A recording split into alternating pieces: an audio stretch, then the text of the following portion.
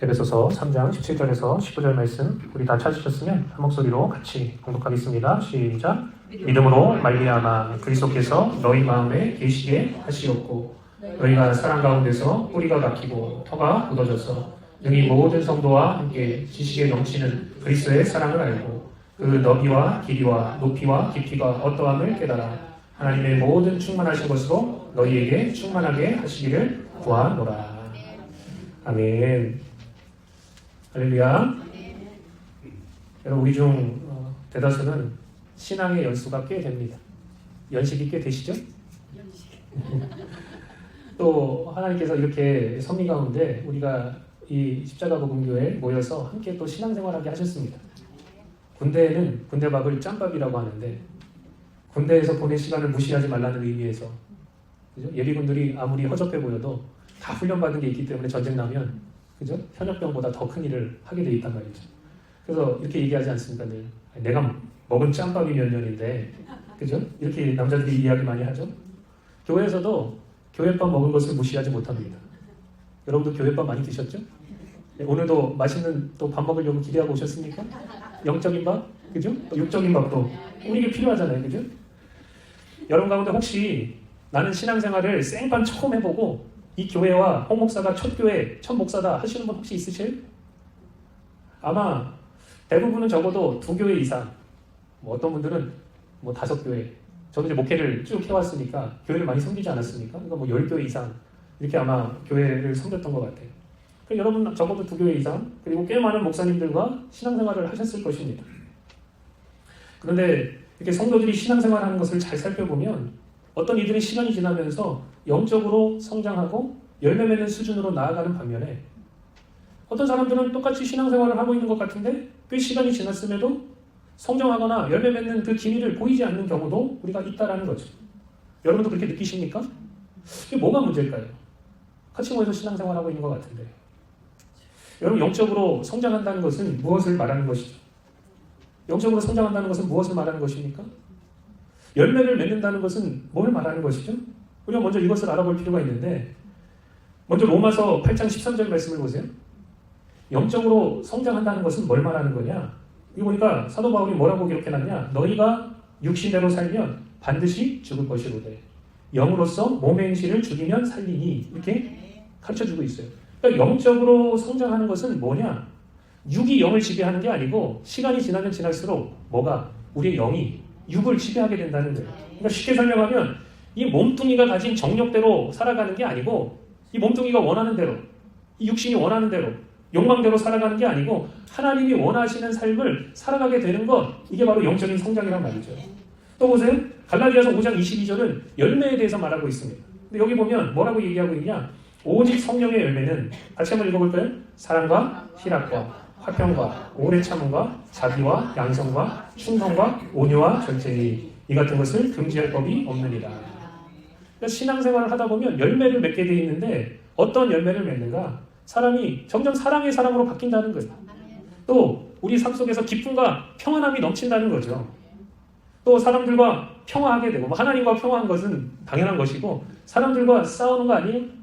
서로 막 아웅다웅하는 거 아니에요. 시간이 지나면 지날수록 사람들과 평화를 누리게 되고 또 사람이 오래 참는 것을 배우고 자비하며 그죠? 자비하며 또 착한 양선, 착한 일을 도모하고 이제 시간이 지나면 지날수록 더 이렇게 착한 일을 많이 하고 또 충성스럽고 신실한 사람이 되고 또 온유라는 것은 뭐예요? 부드럽고 품어주는 사람이 되고 그리고 뭐예요? 삼가하고 절제할 수 있는 능력이 시간이 지나면 지날수록 우리 가운데 생겨나게 된단 말이죠. 그러니까 이것이 우리가 신앙생활을 제대로 하고 있다는 그런 증거가 된단 말이죠. 영적으로 성장했다? 내가 열매를 맺는다? 그런데 여러분 시간이 지나는 대로 시간이 지나도 사람이 그대로고 영적인 변화가 전혀 일어나지 않는다면 도대체 뭐가 문제일까요? 어떤 이들은 이렇게 말합니다. 아이고 우선 교회가 문제입니다. 교회가. 또 어떤 이들은 이렇게 말합니다. 아이고 목사가 문제입니다. 목사가. 물론 여러분 교회가 문제고 목사가 문제일 수도 있어요. 교회가 성도가 자랄 만한 그런 토양을 잘 제공하지 않을 수도 있고 목사가 제대로 된 진리의 말씀을 제대로 안전하는 목사일 수도 있습니다. 그런데 여러분 제가 봤을 때 꽤 오래 신앙생활을 해오고 꽤 많은 교회와 목사를 거쳤음에도 불구하고 아직 어떤 영적인 진보나 열매가 보여지지 않는다면, 전혀 사람이 변하지 않았다면 그 원인은 타인이나 다른 데 있는 것이 아니고 어디 있을 확률이 높아요? 나에게 있을 확률이 높다는 거예요. 여러분이 만약에 이 교회만 처음 다니기 시작해서 계속 신앙생활을 해오고 홍 목사의 말씀을 듣는데도 안 변한다, 그러면 홍 목사가 문제가 있을 가능성도 있어요. 이 교회가 문제가 있을 가능성도 있어요. 근데 여러분이 수십 년 짬밥이 아니죠. 교회밥을 먹고 수십 년 교회밥을 먹고 신앙생활을 하고 많은 목회자들을 거쳐오면서 신앙생활을 했는데도 별 변화가 없고, 이렇게 보이는 증거, 구원의 증거, 영적으로 계속 성장하고 열매 맺는 것이 없다면 그것은 외부에서 문제를 찾을 것이 아니고 우리는 내부에서 문제를 찾아야 된단 말이죠.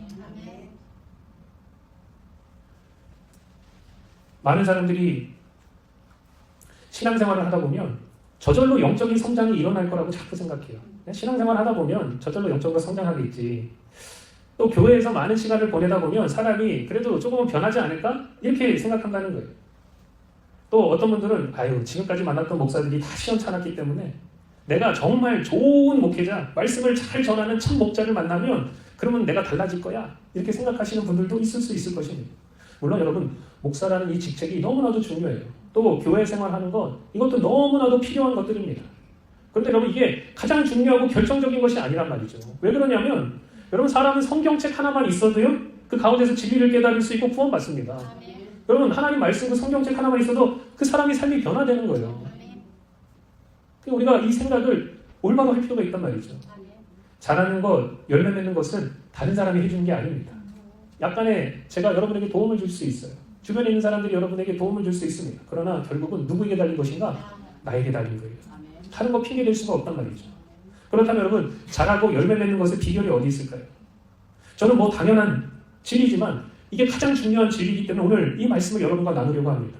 여러분, 나무가 자라고 열매 맺으려면 뭐가 가장 중요할까요? 생각해 보세요. 예수님도 늘 말씀을 전하시면서 육적인 이 세상에서 비유를 들어서 설명하셨잖아요. 나무가 잘 자라고 열매 맺으려면 뭐가 가장 중요한가? 여러분, 가장 중요한 것은 어디에 심기워서 뿌리를 내리는가, 이게 가장 중요하단 말이죠. 여기서 영적인 원리를 우리가 깨달아야 돼요. 우리는 달라스라는 지역에 살고 있습니다. 여기는 그래도 수많은 나무가 무거워져 있고요. 풀들이 아주 무성해가지고 하늘에서 보면 푸르러요. 그런 지역에서 우리가 살고 있어요. 그런데 우리가 조금만 서쪽으로 여행을 하다 보면 조금씩 사막 지역이 나오기 시작합니다. 가보셨어요? 서쪽에? 가보셨죠? 그죠? 서쪽으로 갈수록 나무가 점점 어떻게 되냐, 작아져요. 그리고 그것마저도 숫자가, 나무가 줄어들어요. 그리고 나무가 이렇게 보면 볼품이 없어요. 얼마나 억센지 몰라요. 바짝 말라 있습니다. 참 불쌍하다 할 정도로 바짝 말라 있고 푸른 잎사귀를 구경하기가 쉽지 않아요. 또 더 가면 나중에는 땅에 나무나 풀 자체가 거의 보이지 않는 그런 황량한 사막과 같은 그런 땅이 보이게 된단 말이죠. 그런데 우리가 사막을, 이 지역을 여행하다 보면 갑자기 저쪽에 아주 크고 푸르른 나무들이 보이는 경우가 있습니다. 그러면 그곳에는 100% 뭐가 있냐? 물이 있어서 물이 흐르는 곳이기 때문에 그렇다는 거죠. 시편 1편 3절에 보니까 이런 말씀이 나옵니다. 그는 시냇가에 심은 나무가 철을 따라 열매를 맺으며 그 잎사귀가 마르지 아니함 같으니. 그 잎사귀가 마르지 아니하려면, 열매를 맺으려면 어디 심겨져야 된다는 거예요? 시냇가 옆에 물을 공급받을 수 있도록 거기에 심겨져야 된단 말이죠. 그러니까 성장하고 열매를 맺는 데 있어서 가장 중요한 것은 뭐냐? 우리가 어디에 뿌리를 내리는가, 이거라는 거예요. 그렇다면 제가 여러분에게 질문해 보겠습니다. 여러분은 신앙생활을 하시면서 어디에 뿌리를 내리고 신앙생활하고 계십니까? 어떤 분들은 그냥 교회 생활에 만족하고 교회 생활하는 데 만족하고 거기에 뿌리를 내리는 사람들이 있습니다. 늘 예배에 참석하고 또 교인으로서의 의무도 다하고 교회가 하는 프로그램이나 활동에 아주 열심을 내서 참여하시는 분들이 있어요. 물론 여러분, 교회 생활에 열심을 가진다는 것은 나쁜 것이 아닙니다. 좋은 것입니다. 그것을 통해서 우리가 많은 그런 영적인 유익을 누리게 되죠. 그런데 여러분, 문제가 어디냐? 영적으로 자라고 열매 맺는가, 그 사람이 그것을 들여다보면 교회 생활을 했다고 해서 저절로 자라고 열매 맺는 것이 아니라는 것을 우리가 너무나도 명확하게 느낄 수 있단 말이에요.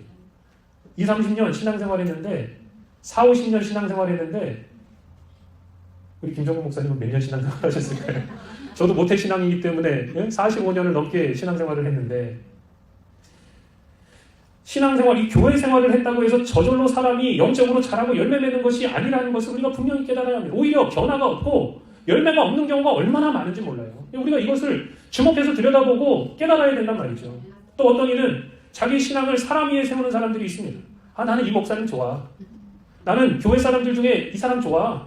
그래서 함께 신앙생활하면 너무 행복해.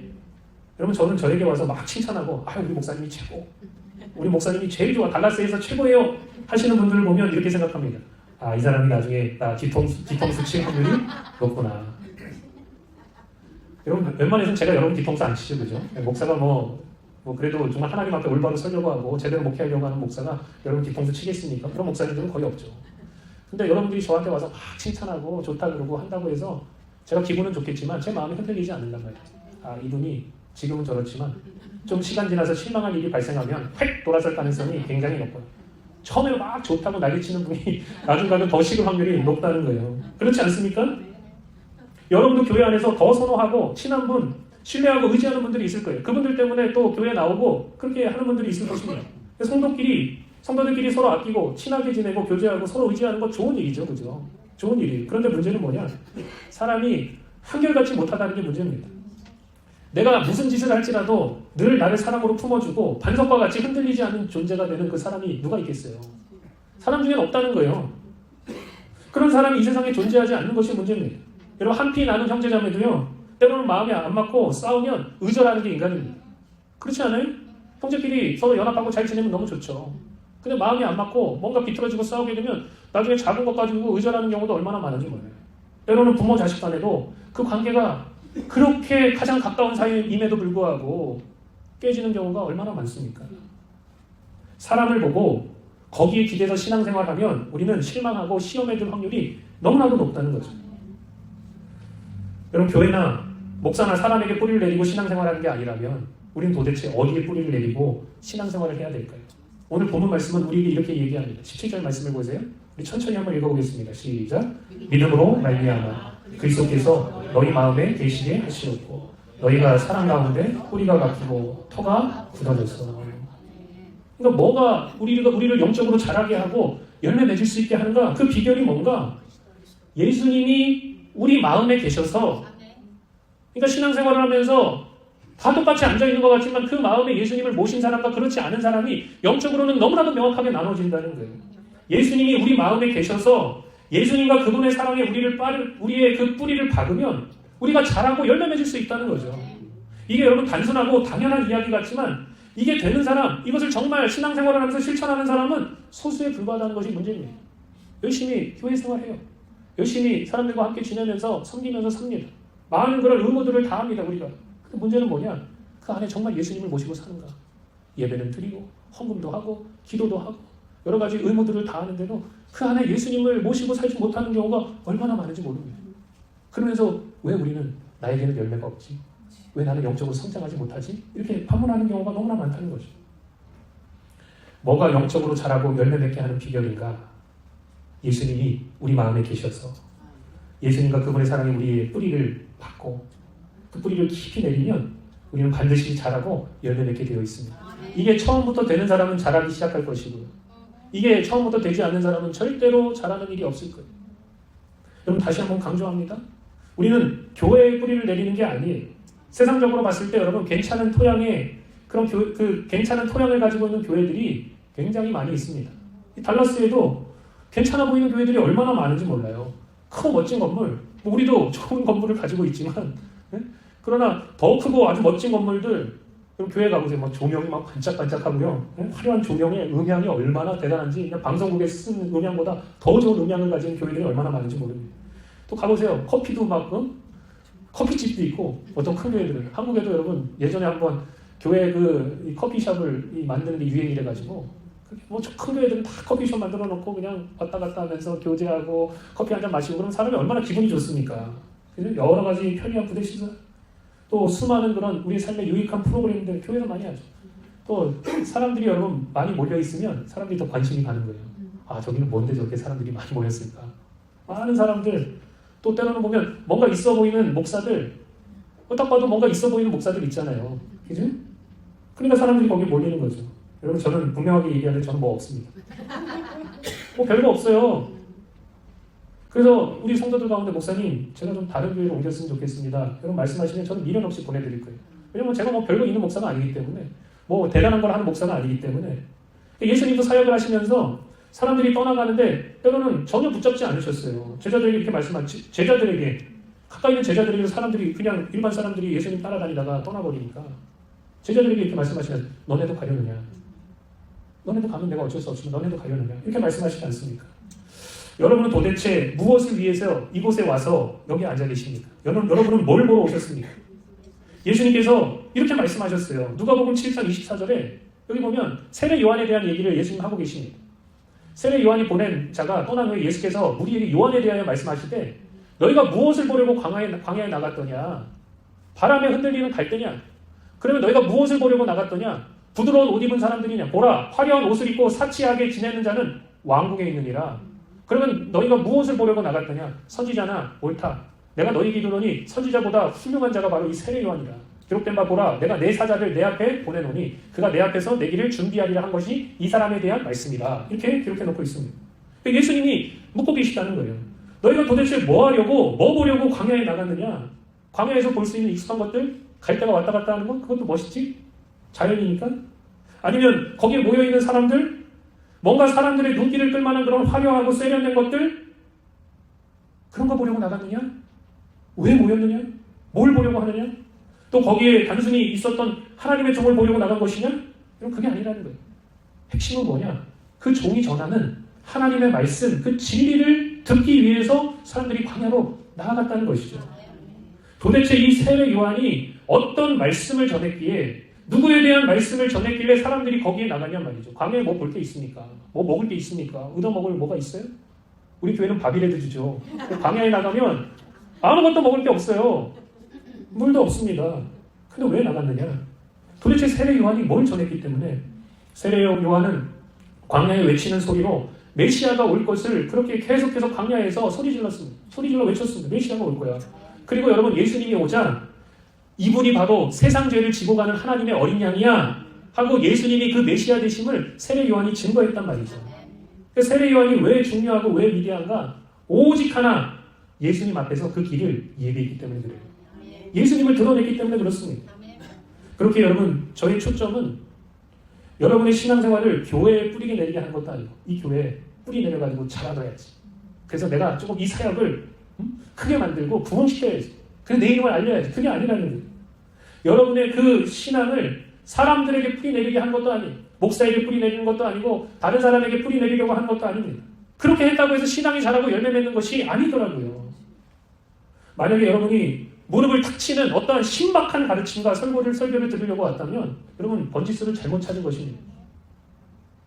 여러분 세상에 성경을 아주 신박하게 해석하고 설교를 유창하게 잘하는 목사들이 너무나도 많이 있어요. 저도 막 그냥 깜짝깜짝 놀랍니다. 삶의 깨우침도 있고 감동도 있고 웃다가 울다가 막 카타르시스를 경험하는 그런 설교를 하시는 분들이 얼마나 많은지 몰라요. 저는 장경동 목사님을 참 존경합니다. 어떻게 그렇게 웃겼다가 우겼다가 사람을 들었다 놨다가 제가 그런 얘기를 한 적이 있죠. 군목 때 구국성회를 하는데 몇만 명이 모여요. 그 최자실 그 구국 금식기도원에 군인들이 몇만 명이 모여서 같이 구국 그 기도회를 합니다. 6.25 어간에. 근데 어떤 유명한 목사님이 와도 군인들은 다 잡니다. 한 사람도 빠짐없이 다 자요. 그러니까 제가 이 군대에서 목회하면서 얼마나 시험이 들었겠어요. 자는 분들이 많아서. 애들이 군복을 입혀놓으면 다 차려요. 그런데 여러분 한 사람도 안 재우는 사람이 바로 장경동 목사예요. 얼마나 대단한지. 그분 참 존경합니다. 그리고 그분 안에 그 메시지 안에 핵심도 있기 때문에 제가 참 존경해요. 아, 참 인물이다 인물. 인물이다 인물. 근데 여러분 어쨌든지 이 세상에는 너무나 신박한 그런 성경을 멋지게 해석하고 와 아이고 그렇구나 저게 저런 뜻이구나 이럴 만큼 아주 놀라운 메시지를 전하는 많은 목회자들이 있단 말이에요. 유튜브에 여러분 설교가 널렸습니다. 그런데 여러분 저는 사람의 말씀으로 여러분을 감동시키는 것을 추구하거나 뭐 대단한 교회 프로그램을 통해서 목회하는 목회자가 되지 않으려고요. 물론 이런 껍데기들도 여러분 우리에게 필요합니다. 때로 우리가 기도하고 하나님 어떤 사역을 하라 하면 그런 사역을 우리가 감당해야 돼요. 그러나 중요한 것은 뭐냐? 여러분 세례 요한이 하나님의 종 중에서 가장 큰 사람이었는데 그죠? 세례 요한이 하나님의 종들 중에서 가장 큰 사람이었는데 그가 무슨 말씀을 전했을까요? 여러분이 무릎을 탁 치는 아주 신박한 설교를 했을까요? 아니 뭐 그러면 여러분의 심금을 울리고 감동을 주는 그런 메시지를 전했을까요? 그게 아니었다는 거예요. 그럼 세례 요한의 메시지를 들으면 여러분 충격받을 것입니다. 도대체 어떻게 이런 설교를 할 수 있지? 여러분 하나님 보셨을 때 어떤 교회가 아름다운 교회인 줄 아십니까? 크고 화려한 교회? 사람들이 많이 모여있는 교회? 그게 아니라는 거예요. 크던 작던 제가 큰 것을 무시한 게 아닙니다. 뭐 부러워하지도 않지만 대단하다고 생각해요. 그런 사역을 했다는 것 자체가 깎아내리지 않습니다. 근데 중요한 것은 뭐냐? 크던 작던 사람들이 많던 적던 사람들에게 예수님을 증거해서 그 예수님 안에 뿌리 내리게 하는 것, 그런 교회가 되는 것, 그게 가장 중요하다는 것이죠. 예수님을 소개하고 그분이 누구인지를 알게 만들고 그분에게 소망을 두고 믿음을 두게 만들고 그분과 사랑에 빠지게 만들고 그분이 우리 안에 거하셔서 그분과 동행하게 만드는 것, 그것이 우리의 신앙의 목표라는 거죠. 그러면 그 교회는 성공한 것입니다. 이게 안 되면 우리는 껍데기만 붙여볼 수밖에 없고 요란한 빈소리가 되고 만다는 것이죠. 우리가 어떻게 자라고 열매 맺는가 단 한 가지 길밖에 없습니다. 이게 안 되면 아무 소용이 없는 거예요. 예수님이 내 안에 계셔서 그 예수님께 집중하고 초점을 맞추고 뿌리를 내리게 될 때 시냇가에 심기운 나무처럼 거기서 진리와 생명을 얻게 되고 우리가 자라서 열매 맺게 될 것입니다. 그러면 여러분 우리 신앙을 돌아보면서 나는 내 이 신앙의 뿌리를 어디다 내리고 있는가? 그럼 이것을 우리가 돌아봐야 될 줄 믿습니다. 2025년 우리 교회의 표어는 뭐냐? 그리스도와 사랑 가운데 뿌리를 내리고 부흥의 터를 준비하는 교회. 그리스도와 사랑 가운데 우리의 뿌리를 내리고 그럼 우리 예수님께 더 집중합시다. 예수님과 하나 되는 일에 그분과 사랑에 빠지는 일에 우리가 전심전력합시다. 그럴 때 여러분 올 한 해 예수님과 그분의 사랑 가운데서 우리가 뿌리 내리고 우리가 조금 점점점 시간이 지날수록 자라나고 그렇게 열매 맺게 될 줄 믿습니다. 그런 은혜가 저와 여러분들이 있기를 주님의 이름으로 축복합니다.